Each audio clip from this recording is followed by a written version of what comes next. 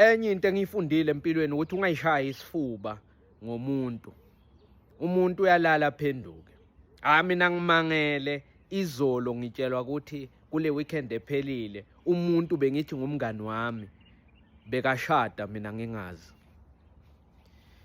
Ngize ngiyayibuza kumanje ukuthi ngimfonele na ngimbuze ukuthi hawu mfethu ushada kanjani ungakangimemi ngoba sinawe sazana kwase primary siye high school sibangani sithola umsebenzi wethu wokuqala sesiqeda isikolo sibangani kodwa soshada ngaphandle kokungazisa.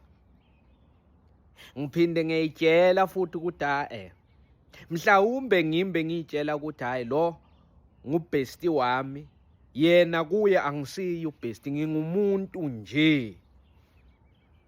Ngoba lento sengiyicocele nabanye abantu ngicela iadvice ukuthi ngenze njani ngimconfronte na uThulane ukuthi Thulane ushada kanjani ngingazi mina.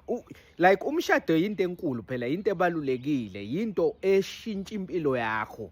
Yabona kufuneka abantu obathandayo abantu abasemaduze nawe bantu abakwazi kangcono babe yikhulumi.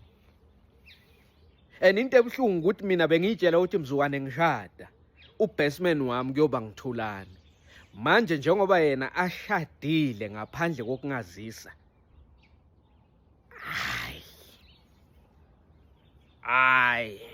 Ungayishayi isifuba ngomuntu uthi umuntu uyamazi. Ungayishayi isifuba ngomuntu uthi hayi lona usofa silahlane wami lona ubesti wami yana lona i-best of best friends. Mina lento sengiyayingabaza lena ngoba lento yaqala ngagiven ayothenga imoto weza kimsekazi ongikhomba ukuthi hayi le moto lena ngeyami ngiyithenge 3 months ago. Ngathi awuyiposti ngani ku status? Wathi angisiyo umuntu opostayo. Ngithi ukungazisa nje ungifonele ngikubongise. Wathi angibonanga lokho kubalulekile.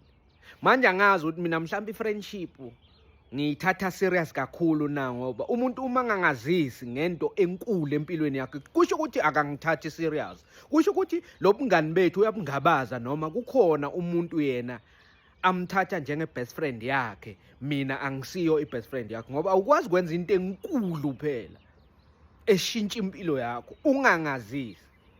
Angazi noma ngirong na.